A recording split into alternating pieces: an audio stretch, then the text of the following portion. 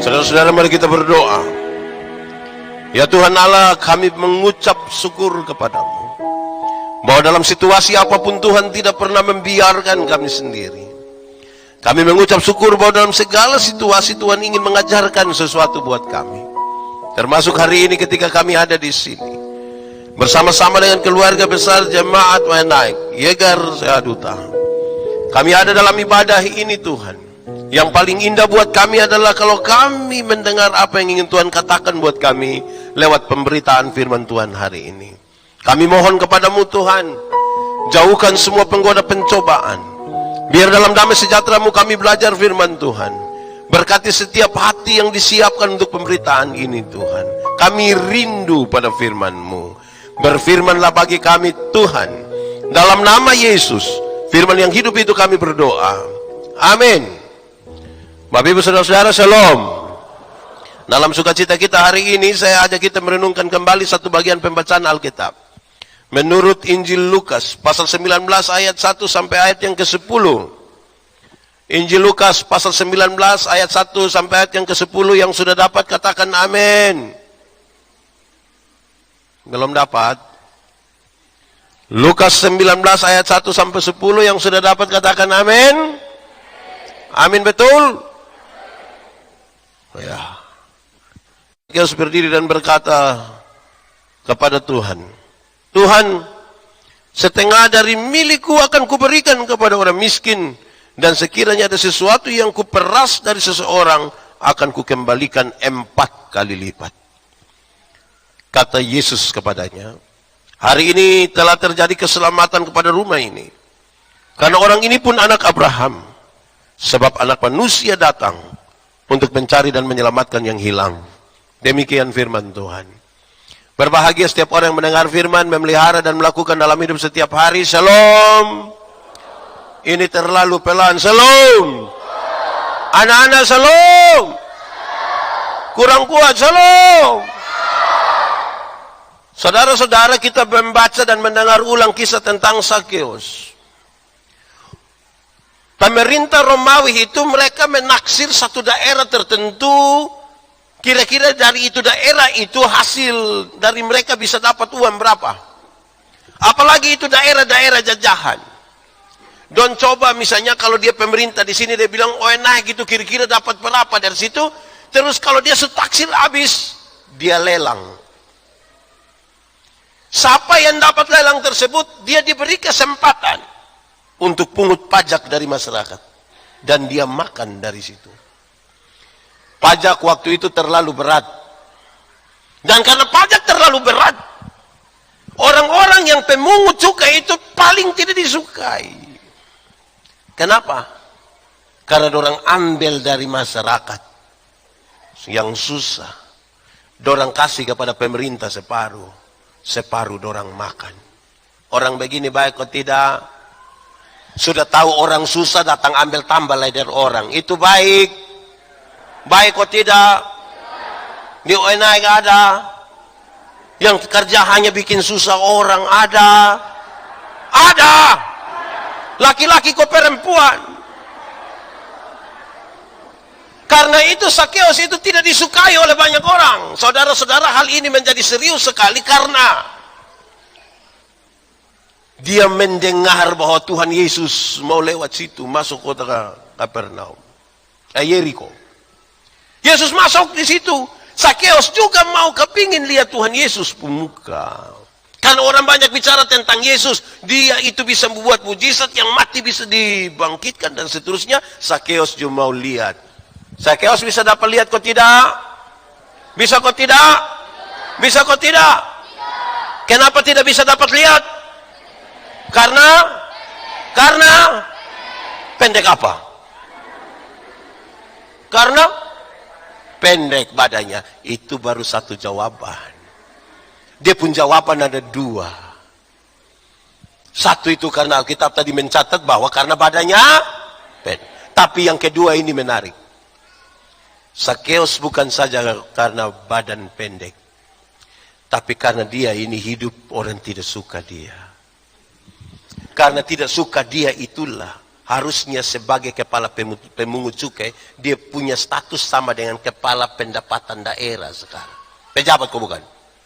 Kalau dia mau lihat Tuhan Yesus terlalu gampang, dia tinggal turun, hansip don duluan, buka jalan, dia langsung lihat. Tetapi karena relasi dengan orang tidak bagus, waktu dong lihat Sakeus datang dari sana, dong bilang, pelesan dia kok dia tidak usah lihat. Orang itu kalau dia hidup baik dari orang, ketika dia mau apa-apa, dong bilang, mari Tuhan, bisa. Tapi kalau hidup tidak baik dengan orang lain, orang pele dia. Amin kok. Di sini ada yang biasa karena pele, ada yang biasa dapat pele dari orang lain, ada yang kalau kita nonton orang taji ayam kalau yang pele dia biar. Itu karena apa? Karena relasi dengan orang tidak bagus. Saya mau kasih tahu saudara, kalau saudara ingin berrelasi dengan Tuhan, kalau saudara ingin melihat Tuhan, pastikan bahwa relasi di antara saudara-saudaramu baik dulu. Kalau tidak sulit sekali. Kenapa? Ukurannya ringan. Kalau saudara punya kedekatan hubungan dengan Tuhan, itu biasa tergambar dalam hubungan dengan orang lain. Kalau tidak susah untuk berjumpa dan melihat Tuhan. Saya mau tanya, di sini ada yang tukang bakalai? Ada. Yang den tetangga tiap hari bakalai ada. Dong faham apa? Dong orang rote ke orang timur. Rote. Saudara-saudara pastikan kita pun hubungan ini baik. Kalau tidak saudara-saudara kita mau piman mana kita pun jalan terhambat ini. Hei, Alkitab begini. Dia Tuhan Yesus bicara begini. Berbahagialah orang yang cinta damai. Karena apa? Dia akan memiliki bumi. Yang cinta damai memiliki bumi. Dulu di Kupang itu kan ada kelompok geng-geng itu. Di satu kampung ada geng ini, di satu kampung ada geng ini, di satu kampung ada geng ini. Dorang hanya akan geng di dompung kampung. Berani keluar sedikit di luar bisa. Bisa. Takut kau berani. Karena dia geng di mana? Di sini juga ada geng. Cok angkat tangan. Siapa cinta damai itu dia memiliki bumi. Ya kira-kira begitu. Kita lanjut dulu. Sakeus tidak putus asa. Dia lari beberapa jauh ke depan. Dia naik pohon apa? Pohon apa? Waktu dia naik pohon ara, dia pun tujuan satu. Dia mau lihat Tuhan Yesus. Bayangkan seorang pejabat naik pohon ara. Wih, bayangkan kalau saudara jalan-jalan begitu, kita rame-rame baru lihat Pak Camat ada di atas pohon. Pakai sepatu kulit lai. Wih, itu butuh kerendahan hati sedikit toh. Naik di atas. Tapi saudara lihat, dia hanya rindu melihat Tuhan seperti apa. Tapi bagaimana Tuhan merespon dia pun kerinduan. Sedikit keberanian, sedikit kerinduan untuk melihat Yesus. Tuhan Yesus jawab lebih. Yesus bukan saja datang kasih tunjuk muka di dia begini. Tapi Yesus bilang begini, Sakeus, turunlah segera. Saya harus menumpang di rumahmu. Kerinduan untuk berjumpa dengan Tuhan, Tuhan akan jawab lebih dari sekedar kerinduan itu. Amin. Saudara rindu berjumpa dengan Yesus? Yang datang sini rindu berjumpa dengan Yesus? Rindu kok tidak? Atau saudara rindu ketemu dengan pendeta Yandi? Ini juga masalah. Bawa orang datang kepada Tuhan Yesus, jangan bawa orang datang kepada pendeta. Kenapa tidak mau omong saya pun nama? Ya, saudara-saudara, kira-kira dia pun kronologis begitulah. Sakeus mau melihat Tuhan Yesus dan Tuhan Yesus datang bilang di dia, Sakeus, turunlah segera, aku mau menumpang di rumahmu. Ceritanya kira-kira begitu. Mari kita belajar beberapa hal di sini yang saya kira menarik untuk kita bawa pulang. Ketika perjumpaan itu terjadi antara Sakeus dengan Tuhan, Alkitab mencatat satu kata yang pendek saja tapi punya makna yang luar biasa. Pembacaan tadi kasih tahu dengan sangat baik. Sakeus sangat bersukacita. 1, 2, 3. Bersukacita. Perjumpaan dengan Tuhan Yesus itu membuat orang sukacita. Amin. Sukacita yang senang beda kok sama. Sama kok beda. Beda kok sama. Sama kok beda. Beda. Sukacita dan senang itu dua hal yang berbeda. Kenapa? Senang itu berurusan dengan kepuasan. Karena kita menerima sesuatu dari luar. Kalau orang kasih kita sesuatu, kita senang, kita puas. Tapi sukacita berurusan dengan sikap kita terhadap sebuah keadaan. Alkitab bilang, ada waktu untuk senang, tapi ada waktu untuk susah. Jadi kalau saudara sementara senang sekarang, ingat, sedikit lagi susah. Kalau saudara sementara susah sekarang, sedikit lagi mati. Dan kita tidak tahu kita hidup sampai kapan. Tapi Alkitab bilang, bersukacitalah senantiasa. Baik waktu senang, baik waktu. Kalau senang yang kita cari, dunia bisa berikan bagi kita. Tapi kalau sukacita yang kita cari, kita hanya bisa temukan di dalam siapa?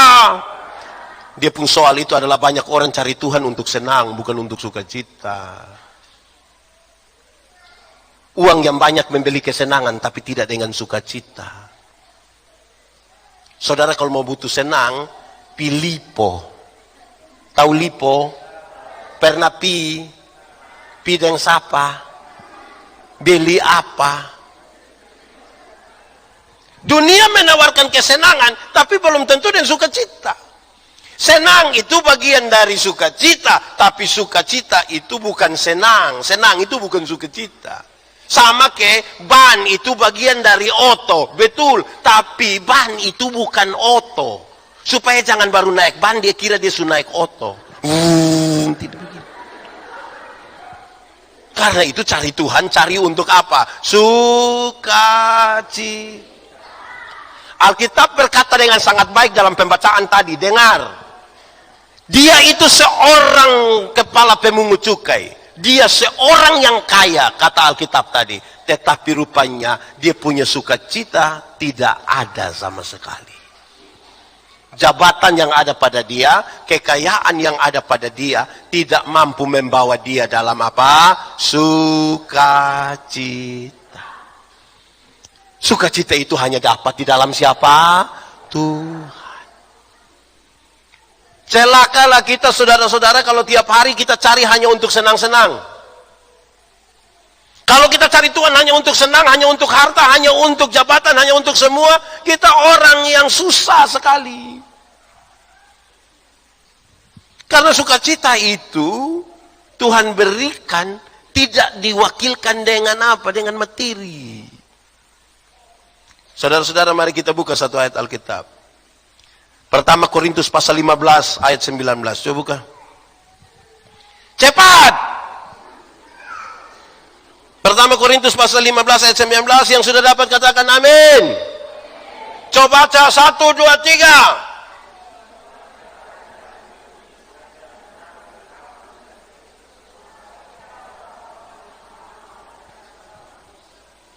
Jikalau dalam hidup ini saja kita menaruh harapan pada Kristus, kita orang paling sial di dunia.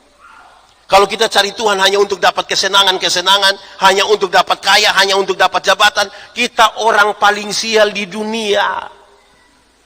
Karena sukacita yang Tuhan berikan buat kita itu bukan sekedar yang terbatas ada di dunia, tetapi sampai di mana? Sorga. Saya bicara di mana-mana, saudara-saudara, cari Tuhan jangan hanya untuk apa? Untuk sehat. Jangan. Tuhan datang ke dunia bukan untuk bikin orang sakit jadi sehat, walaupun dia bisa buat. Ada banyak orang yang tidak kenal Tuhan malah lebih sehat dari kita. Yang tukang minum sopi itu dia minum dari 3 hari lalu sampai tadi pagi istirahat sedikit dia minum ulang, dia tidak tahu sakit. Di sini ada yang tukang minum sopi. Siapa pun bapak cok angkat tangan. Waktu sakit kok tidak? Oh tidak, oh tidak sakit. Kita yang mengaku kenal Tuhan ini duduk dekat kipas angin sepulang pilek. Jadi kalau cari Tuhan hanya untuk sehat, kita salah kenal Tuhan itu. Cari Tuhan jangan hanya untuk kekayaan. Karena Tuhan datang ke dunia bukan untuk bikin orang miskin jadi kaya, sekalipun bisa dia buat.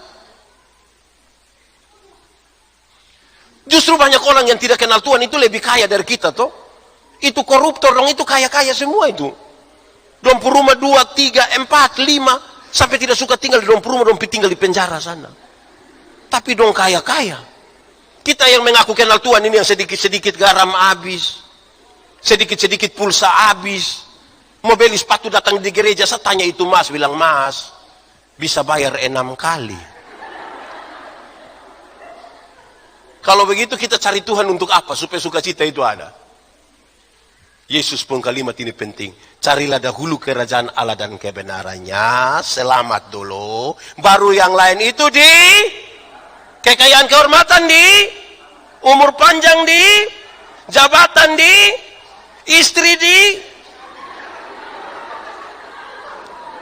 Woi, kalau istri ditambahkan, ibu-ibu dong, bukan lipstik saya merah, muka ju merah. Jadi selamat dulu. Saudara, saya mau kasih saudara, sukacita terbesar di dalam Tuhan Yesus itu adalah mati masuk. Untuk apa? Badan bagus-bagus, pakaian ketat-ketat, hidup kaya raya, mati masuk neraka. Kurus-kurus, susah-susah, noe-noe, mati masuk surga. Mana yang baik? Badan bagus-bagus, pakaian ketat-ketat, hidup kaya raya, mati masuk neraka, atau kurus-kurus, susah-susah, noe-noe, mati masuk surga? Mana yang baik? Mana yang baik? Mana yang baik? Dua-dua tidak baik. Yang paling baik itu badan bagus-bagus, pakaian ketat-ketat, hidup kaya raya, mati masuk surga. Tapi kita ini Tuhan baru kasih sepotong, kita lupa Tuhan. Dulu belum ada sapi 1 ekor, itu dia rajin gereja.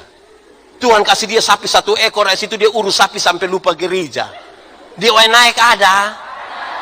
Itu waktu ada duduk di sini. Ada. Waktu ada. Coba tunjuk waktu kok kita lihat. Dulu belum ada kerja, keliling semua persekutuan doa, kau berdoa supaya Tuhan kasih pekerjaan. Waktu diangkat jadi pekerja, dia luar biasa sekali senang. Bikin syukuran, gaji pertama semua kasih Tuhan. Gaji kedua, ketiga, sampai hari ini yang sudah tidak lagi. Terus panggil dia, kau mau jadi majelis, dia pun tingkah. Di UNI ada. Ada yang begitu. Ada kok tidak mama, ada. Sukacita paling besar itu ada di situ. Woi, saudara, ketika kita ketemu dengan Tuhan itu, sukacita itu buat kita luar biasa. Mau badai kok apa, yang penting sukacita. Saudara tahu bahwa kita ini sulit sekali untuk bisa mengandalkan diri kita. Ketika COVID itu, tahu COVID? Dia faham apa? Oh, saya kira dia faham 19.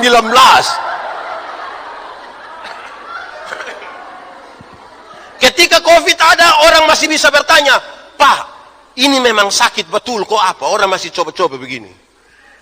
Ini betul kok atau rekayasa kok apa? Itu waktu COVID. Tapi waktu badai seroja, tidak ada kata lain. Hanya Tuhan saya yang bisa tolong kita. Amin kok. Kita tidak bisa. Saudara tahu, biasanya di sini ada yang biasa ada Facebook kok ada. Tanta-tanta juga ada yang pegang. Mama pun ada. Kalau belum badai itu, saudara-saudara tahu, itu kita taruh kita pemuka, makan kosong ju foto, pi di pantai ju foto. Tapi mulai badai itu, foto tidak ada. Semua malam hari itu dia pun tulis satu saja, Tuhan Yesus tolong. Amin kok. Jadi kalau kita berjumpa dengan Tuhan Yesus tolong, itu sukacita besar. Saudara tahu, waktu belum badai ini kan baru pertama terjadi di NTT itu, baru pertama kali ini. Saudara tahu, kalau dulu kita beribadah hari Minggu, terus pendeta bilang begini, saudara-saudara kita akan masuk dalam doa syukur dan syafaat. Pas kita semua bilang, saudara mari kita masuk dalam doa syukur dan syafaat. Pas separuh pun tutup mata, separuh langsung bilang, di UNI ada, dia majelis atau jemaat, atau majelis jemaat, itu sebelum badai. Kita suruh dia berdoa, dia keluar. Tapi setelah badai, pas badai itu malam, yang tidak pernah doa syafaat, dia pun doa ngeri. Bahkan kita amin, dia belum amin.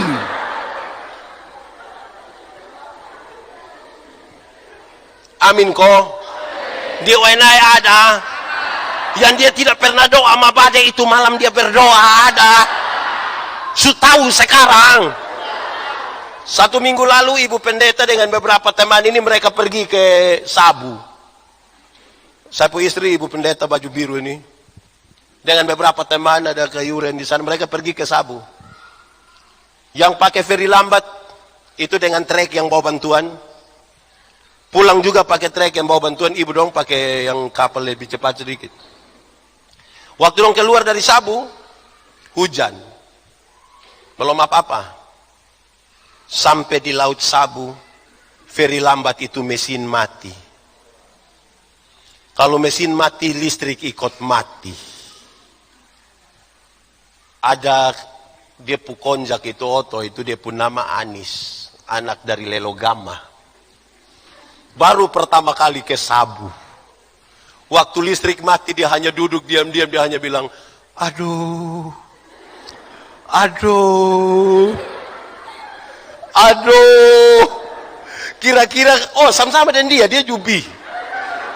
Anis hanya bilang, aduh. Saya mau tanya, kira-kira waktu kita bilang, aduh listrik hidup. Terakhir, Anis naik di oto, Anis berdoa. 30 menit kemudian waktu mesin hidup kembali, listrik menyala, dia bilang, padahal saya bersidi. Waktu dia cerita, dia bilang begini, Anis, kok lu takut apa? Kok hanya di air? Bukan di batu karang. Di air, tidak apa-apa. Bisa. Saudara lihat sekarang, antara hidup dan mati, kita pun uang, kita pun jabatan, kita pun semua tidak bisa memberi jawab apa-apa. Amin kok. Sukacita terbesar itu kalau kita berjumpa dengan Tuhan. Mati masuk. Karena itu jangan bagaya. Ini Tuhan baru kasih kesempatan, dia ada jabatan sedikit. Kepala dusun sama dia pun bagaya. Bukan saja dia bagaya, dia pun istri juga ikut bagaya. Hei, sampai suruh panggil dia, bilang dia mama dusun. Kita ini kadang-kadang ke apa kok? Tuhan kasih dia pun suami ini kepala sekolah, suruh panggil dia ibu kepsek. Lama-lama dia tanda tangan rapor. Susah kita pun. Tapi mama bukan mama kepsek, tidak. Saudara-saudara, karena itu sukacitalah kita di dalam Tuhan kok. Amin kok. Mau badai, mau apa, sukacita. Kenapa? Tuhan mengatur semuanya. Dia tahu, kalau dia izinkan ada masalah, dia tahu cara bagaimana untuk membebaskan saudara dari persoalan itu. Amin. Beri kemuliaan bagi Tuhan.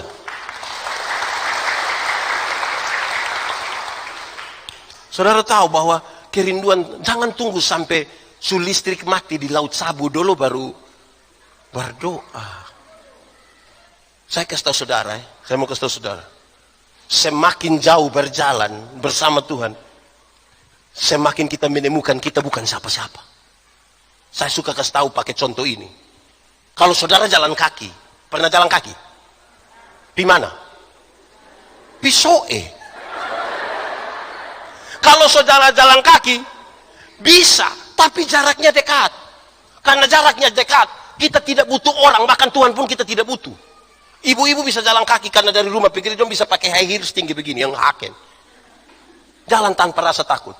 Coba lebih jauh sedikit, naik motor. Pernah naik motor? Pernah? Di mana?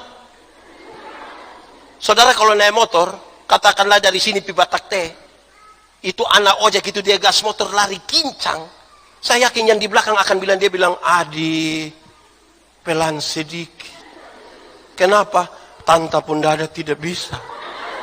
Terus itu anak ojek yang tidak bisa, Tanta. Kok kenapa? Tanta hanya bayar 5.000 saja. Memangnya kalau 5.000 kenapa? Kalau 5.000 tidak pakai rem, Tanta. 10.000 dulu baru pakai rem. Tapi Tapi poinnya dapat. Mulai rasa takut toh. Coba lebih jauh lagi. Naik bis. Pernah naik bis? Pihak Tambua pernah?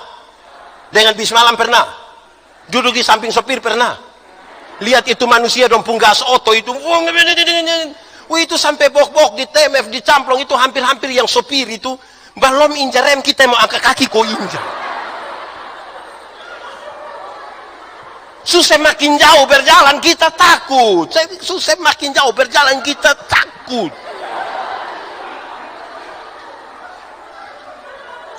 Lebih jauh lagi. Naik ferry. Pernah naik ferry? Di mana? Rote. Kok kenapa tidak jalan kaki? Kalau saudara naik ferry, saudara, di NTT ini paling enak, kalau bukan paling enak, yang sedikit menantang kalau naik ferry itu Pisabu. Laut Sabu itu mau angin, kok tidak angin tetap dia bergelora. Saudara sekalipun bisa berenang, kalau tenggelam di Laut Sabu jago ju hilang. Saya ingat saudara-saudara, saya melayani di Sabu kira-kira 5 tahun. Yang menarik itu kalau pas pulang itu di ujung-ujung musim timur. Angin timur itu kalau mulai datang itu orang Sabu suka sebut dengan nama angin Tenggiri karena dulu kapal Tenggiri pernah tenggelam. Wah itu memang ngeri. Dia pun menarik itu saudara kalau kita di atas kapal feri kalau orang tahu mulai malam lihat kiri kanan gelap semua. Itu yang tidak pernah ingat istri pasti akan ingat. Kalau seandainya ada sinyal saya di Laut Sabu pasti dong akan SMS bilang mama doa. Kalau ada baik-baik tidak di Laut Sabu pasti dia tanya mama yo suceke. Tapi ketika ada susah itu kita akan, aduh. Kalau orang tahu pendeta Yandi ada di atas kapal, orang datang dan begini, Pak Pendeta, yuk, kita ibadah. Di darat tidak pernah ibadah, tapi di laut ibadah. Kalau kami ibadah di Laut Sabu itu menarik. Kenapa? Kalau waktu persembahan, kami tidak pakai tangguk persembahan. Ini. Kami tidak pakai. Kenapa? Karena memang pertama tidak ada. Tapi yang kedua, karena kecil. Kami pun persembahan itu harus pakai dos. Kenapa harus pakai dos? Karena sekali isi begini, dapat berapa saja semua masuk. Tidak lewat sini. Beda toh kalau ibadah di darat. Beda kok tidak? Beda. Tidak percaya coba lihat sebentar.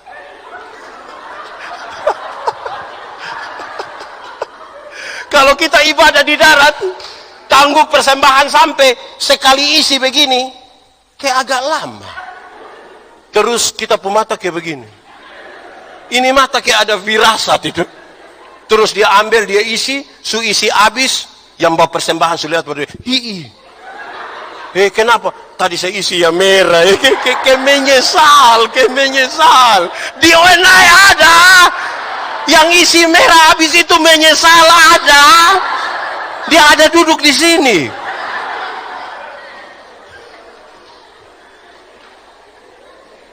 Semakin jauh perjalanan saudara gitu.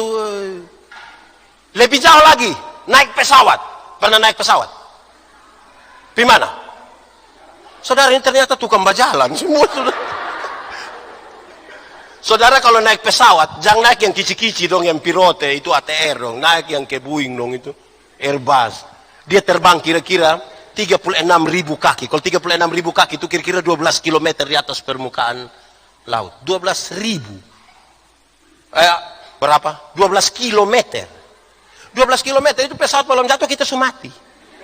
Itu pesawat baru begini, mati sudah. Dia baru begini, mati. Saudara tahu kalau sudah naik itu, di 36.000 meter itu 12 km itu sudah dianggap aman, jadi orang sudah bisa lepas dia punya itu barang yang pengaman itu, sudah bisa sengaja jalan-jalan di WC supaya orang tanya berangkat. Terus pas kita pis itu tiba-tiba lampu seatbeltnya itu menyala dan ada suara bilang begini, berhubung karena kita terbang dalam situasi cuaca yang buruk, karena itu kami minta kepada para penumpang segera kembali ke tempat duduk dan seterusnya. Saya mau tanya, Ketika ada pengumuman bilang, silakan kembali ke tempat duduk. Ada yang berani protes. Silakan kembali ke tempat duduk. Mau kembali kau buat apa? Berani. Berani. Jago hilang Bapak. Itu kita balik dengan teratur, kita pi duduk diam. Itu mau kencing tunda. Kita pi duduk, kok ada anak kecil satu di sebelah, kok dia beribut, kita akan korek dia. Adi, doa. Semakin jauh berjalan itu saudara, hanya Tuhan. Nah, yang bagaya dong, ini jalan balon jauh. Saudara, di ketinggian kira-kira 12 km itu kecepatan pesawat kira-kira 900 km per jam. 900 km per jam itu berarti Rossi kalah. Kalau Rossi kalah, apalagi anak ojek dong di bawah situ. Lebih kalah. Makanya di kecepatan yang 900 km per jam itu, dia tabrak awan, pasti pesawat guncang. Waktu tabrak, pesawat guncang, orang Kristen di atas pesawat langsung bilang, Yesus. Kaget bilang, Yesus. Padahal di darat, kaget, langsung bamaki. Saya belum pernah dengar orang bamaki di atas pesawat. Saya belum pernah dengar. Di sini ada yang tukang bamaki. Ada. Yang mana? Coba tunjuk. Mam tua. Kalau di sini ada yang tukang bamaki, kumpul uang, belikas dia tiket, suruh berangkat. Pas hujan angin itu suruh dia berangkat. Saya yakin pulang dia satu persekutuan doa di rumah. Semakin jauh perjalanan saudara tahu bahwa kita bukan siapa-siapa. Maka sukacita terbesar itu kalau kita berjumpa dengan Tuhan Yesus. Amin kok. Amin. Saudara mau berjumpa dengan Tuhan Yesus? Mau di sini atau di rumah Tuhan Yesus? Oke, itu pertama. Perjumpaan dengan Yesus membuat kita sukacita. Amin kok. Kedua, waktu Zakheus berjumpa dengan Tuhan Yesus, bukan saja dia bersukacita, tapi yang kedua, dia mulai tahu kesalahannya. Tuhan, sekiranya kalau itu hari saya pernah merampas, saya akan kembalikan berapa kali? Dulu kalau dia rampas, dia rasa biasa. Tapi dalam perjumpaan dengan Tuhan Yesus, waktu ketemu dia tahu, saya salah. Dia bisa hitung dia pun kesalahan ini. Jadi kalau saudara mengaku berjumpa dengan Tuhan Yesus, saudara sudah bisa tahu saudara pun salah itu ada di mana. Bukan hanya pikir dia pun benar, tapi dia tahu bahwa dia salah. Saya mau tanya saudara di sini suka ketemu dengan Tuhan Yesus kok? Sudah? Omong! Sudah? Belum. Mau tunggu kapan?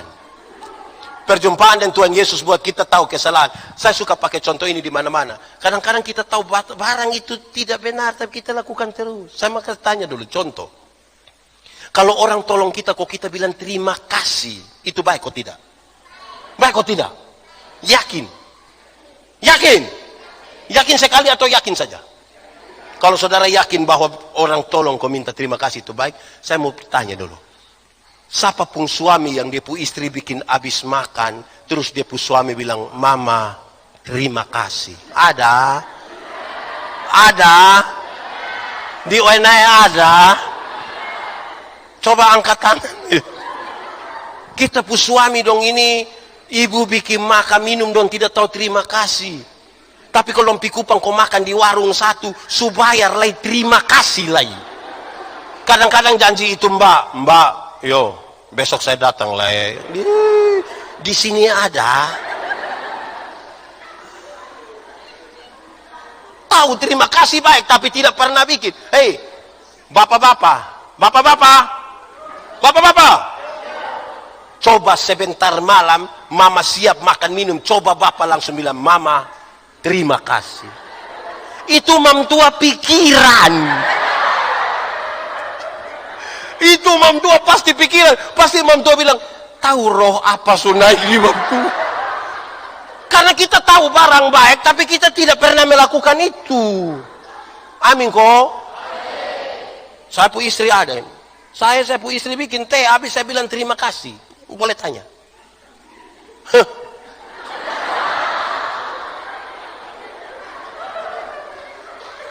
Jadi tolong kau tahu terima kasih. Saya mau tanya saudara, mengalah itu baik atau tidak?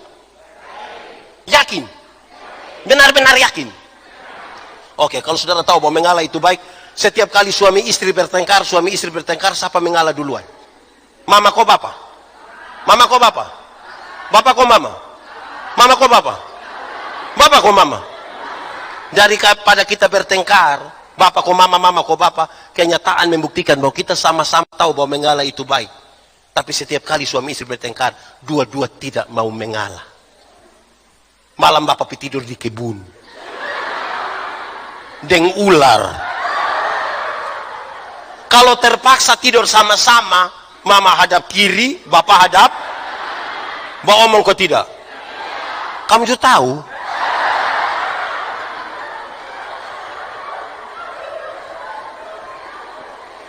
Bangun tidur, mama tetap bikin kopi. Bangun pagi, mama tetap bikin kopi, tapi tidak piantar. Mama, bapak di ruang tamu, mama di dapur, mama suruh anak kecil satu, panggil bilang begini, lo piantar kes papa. Bapak terima kopi di ruang tamu, bapak bilang, mama yang suruh kok. Ini anak dari ruang tamu datang, dia pun mama panggil, kau tanya, bapak bilang apa? Betul. Di Oenaiju ada pernah. Hei, kalau sudah berjumpa dengan Tuhan Yesus, nah tahu salah apa, nah lihat kok perbaiki toh. Bisa kok, bisa kok mama baju merah. Mentua senang kok suka cita. Perjumpaan dengan Tuhan itu membuat kita tahu kita pun salah di apa. Saudara, saya bercerita dengan satu orang tua. Kami omong Alkitab, saya suka korek orang tua dong kok omong. Lama-lama dia marah saya, dia bilang, anak, engkau baru belajar Alkitab. Saya sudah baca Alkitab 5 kali pulang. Saya senyum juga, dia bilang, lu senyum apa? Saya bilang, saya heran dan baik. Sudah baca Alkitab 5 kali pulang, tapi masih sombong begini. Saudara belum berjumpa dengan Tuhan. Kalau sudah baca 5 kali itu sudah, aduh. Iya toh mama. Mama sudah berapa kali. Kalau berjumpa dengan Tuhan itu kita tahu kita pun salah di mana toh. Amin kok. Amin kok. Saya cuma bilang amin kok toh. Perjumpaan dengan Tuhan buat kita tahu kita pun kesalahan di mana. Kita datang sampai di hadapan Tuhan ini, manusia kita bisa tipu, tapi Tuhan kita tidak bisa tipu. Dia lihat sampai ke kedalaman jiwa kita. Mau tipu bab tua. Di sini ada yang biasa tipu. Dia ada di sini. Dia pakai baju warna apa? Merah.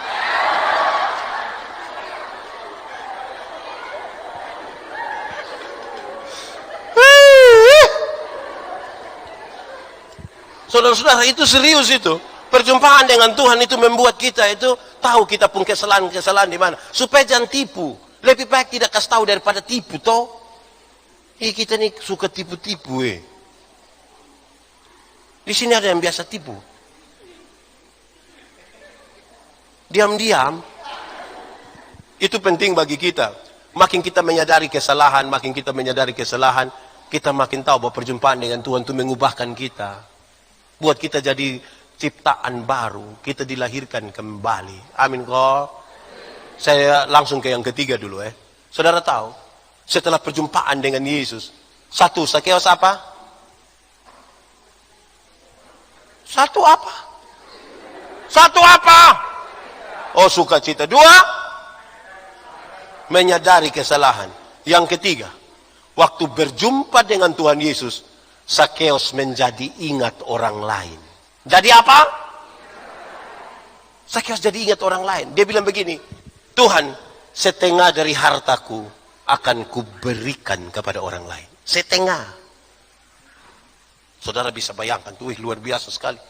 Dulu, Orang datang minta di dia bilang, kamu pemalas ini, makanya model begini. Perjumpaan dengan Tuhan membuat dia berubah. Dia jadi ingat orang lain. Dia bilang, bahkan Tuhan, setengah dari hartaku akan kuberikan kepada orang lain. Dalam dompun tradisi, saudara, kalau ada orang berani kasih orang sampai 20% saja dari hartanya, itu orang sangat-sangat baik. Ini dia kasih 50%. Ini orang sangat luar biasa. Apa artinya, saudara? Memang ingat orang lain itu penting. Amin kok.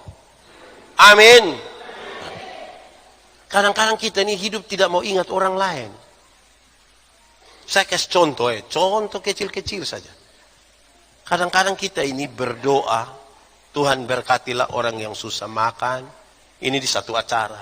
Terus kasih kesempatan kita pi bagi duluan. Kan pendeta ini yang biasa bagi duluan toh. Kami pi bagi ini, kami lupa bahwa ada masyarakat setumpuk besar dari belakang. Yang dari belakang datang ya kuah kosong. Karena hidup tidak pernah ingat orang lain. Semua keluarga itu pernah bertengkar. Pernah kok tidak, Mama? Dan Bapak pernah? Tiap hari. Tetapi kalau kita bakal itu, tolong ingat ada orang lain di luar toh. Beta paling suka kalau orang bakalai kodong bangun kau maki baterai di pinggir jalan, maki ancur. Malam kita lewat dondo ada bilang, nah yang tadi bakalai di pinggir jalan. Sudah dengar? Bikin apa-apa itu tolong ingat orang lain. Anak muda donju satu. Anak muda, di sini tidak ada anak muda. Ini tante-tante semua.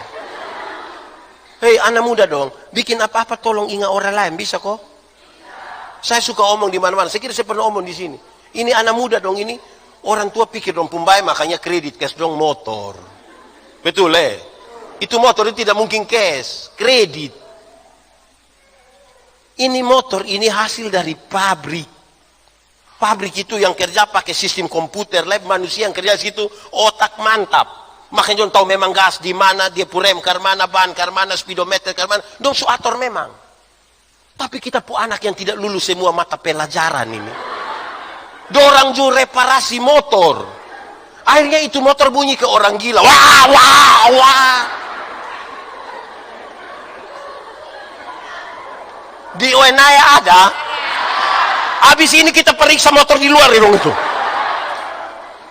Hei, motor begitu itu dia tidak ingat orang lain. Makanya setiap kali lewat ikut satu kampung kok wah wah, itu orang pun doa hanya satu.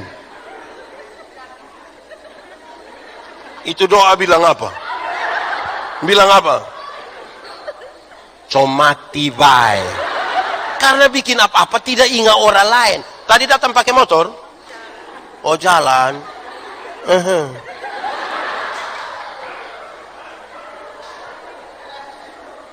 Hei, bikin apa-apa itu ingat orang lain toh? Bisa kok? Bisa. Saya senang sekali lihat ini ibu-ibu nona-nona don datang gereja pakai sopan-sopan begini, saya senang. Saya senang. Dulu dong bertengkar bilang boleh pakai pakaian mini datang gereja, kok tidak boleh, kok tidak. Saya baru bilang boleh. Kenapa? Karena Tuhan lihat hati, bukan lihat pakaian. Waktu saya berkhotbah saya bilang, hei, jangan pakai pakaian mini-mini datang gereja. Tuhan memang lihat hati, tapi kami pendeta ini bukan lihat hati, kami lihat pakaian. Bikin apa-apa tolong ingat kami yang di muka. Ini kami mau lihat juga pikiran. Tidak lihat juga pikiran. Jadi tolong bikin apa-apa itu ingat orang lain.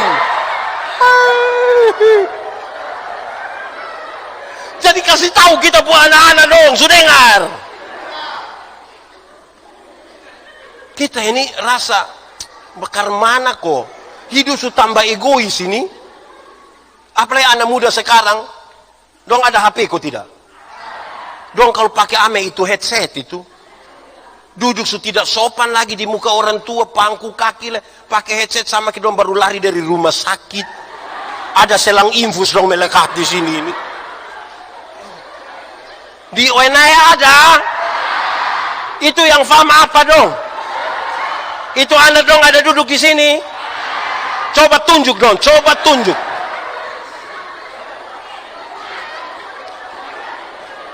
Bikin apa-apa itu tolong ingat orang lain. Sudah dengar? Kamu sudah dengar? Kamu ini sudah dengar? Ini bapak-bapak donju satu. Kadang-kadang kita tidak ingat orang lain. Bapak-bapak dong ini, hei bapak-bapak. Bapak-bapak. Kalau pikupang kok mama bilang begini, bapak, datang na beli ame lipstick. Bapak mesti beli. Sebagai tanda ingat mama. Jangan sampai mama bilang, bapak, tolong beli lipstick. Sudah, lu makan sirip pinang, saya lu makan sirip. Tidak baik. Mama donju satu. Mama. Di sini nenek-nenek semua. Mama. Kalau suami pulang kotanya bilang begini, Mama, makanan di mana? Mama, kalau bapak sampai tanya begitu, itu bukan karena bapak tidak tahu meja makan di mana. Kok dia juga yang beli. Tapi kalau sampai bapak tanya, Mama, meja. Kalau sampai bapak tanya bilang, Mama, makanan di mana? Itu karena laki-laki juga ingin dimengerti.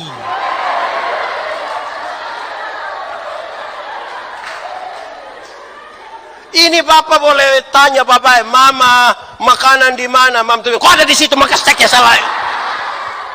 Di sini juga ada. Itu ibu ada di sini. Itu ibu ada di sini. Hati-hati, tidak boleh. Hai, perjumpaan kita dengan Tuhan itu bikin kita jadi ingat orang dulu toh. Amin kok. Saudara bayangkan kalau satu jaga satu pun perasaan, satu rumah tangga jadi satu rumah tangga pun perasaan, ipar-ipar jaga perasaan, mama mantu, bapak mantu, dari mana? Di sini semua bapak mantu dari Wenlas.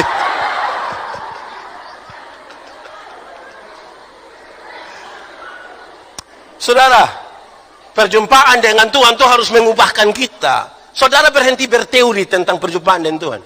Kalau hidup tidak berubah. Dia pun perubahan 3 tadi. Sukacita karena kita mati masuk surga. Kedua, apa?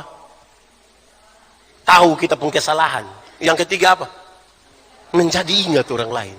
Kalau saudara tahu semua teori tentang perjumpaan dengan Tuhan tapi tidak melakukan, lalu apa artinya? Amin kok. Kuatkan hati kita Dan kita percaya Tuhan itu luar biasa. Dia kalau sampai tahu bahwa ada sesuatu terjadi di sini, masa mau kestingan kita. Tuhan tidak pernah biarkan kita sendiri. Tidak pernah. Bahkan sedetik pun tidak sama sekali. Mari kita tunduk kepala di hadapan Tuhan. Tunduk kepala. Kita ambil sikap doa. Firman Tuhan berkata, kalau kamu dengar suaranya, jangan keraskan hatimu.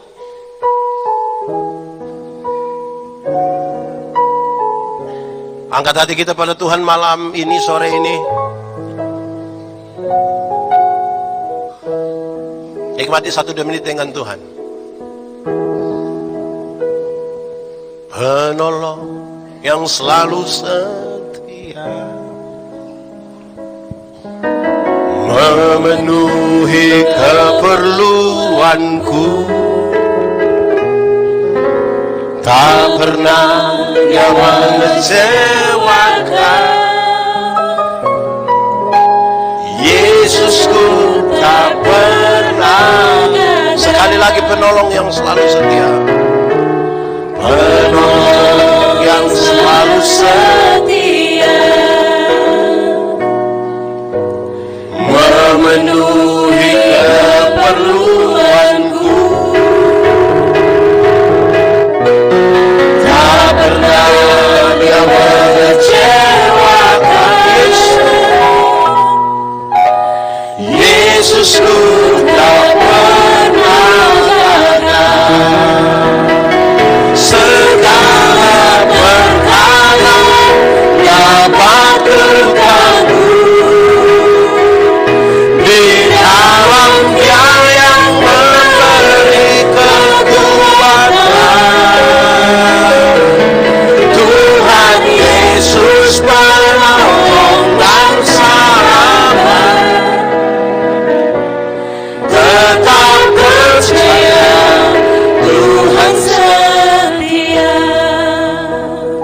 sikap doa. Nikmati 1-2 menit dengan Tuhan. Kalau saudara merasa berjumpa dengan Tuhan Yesus, saudara menyadari kesalahan-kesalahanmu, saudara rindu untuk jadi ingat orang lain, saudara tersentuh oleh pemberitaan ini, katakan sesuatu kepada Tuhan dengan jujur. Dengan jujur. Yang sungguh-sungguh menikmati ini, dari mulutnya dia boleh katakan, segala perkara dapat ku tangguh di dalam Dia